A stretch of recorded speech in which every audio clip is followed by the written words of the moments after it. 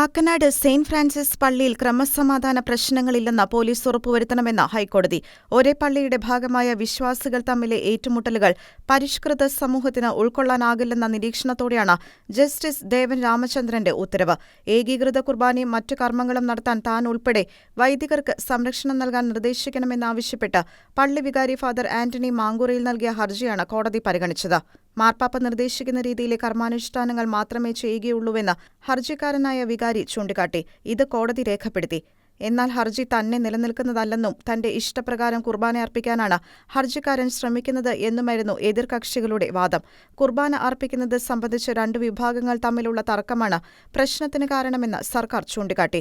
കക്ഷികൾ തമ്മിലുള്ള തർക്കങ്ങൾക്ക് പരിഹാരം തേടാൻ ഉചിതമായ ഫോറങ്ങളെ സമീപിക്കാൻ സ്വാതന്ത്ര്യമുണ്ടെന്ന് കോടതി വ്യക്തമാക്കി. പള്ളിയെ പ്രതിനിധീകരിക്കാൻ വികാരിക്ക് കഴിയുമോ എന്നതുൾപ്പെടെ കക്ഷികളിൽ പരസ്പരം ഉന്നയിക്കുന്ന വാദങ്ങളിൽ തീരുമാനമെടുക്കുന്നില്ലെന്നും ഇത് സംബന്ധിച്ച് കോടതിയിൽ നിലനിൽക്കുന്ന സിവിൽ കേസുകളിലെ തീരുമാനങ്ങൾക്ക് വിധേയമായിരിക്കും ഈ നിർദ്ദേശങ്ങളെന്നും കോടതി വ്യക്തമാക്കി. ഷെക്കേന ന്യൂസ്, കൊച്ചി.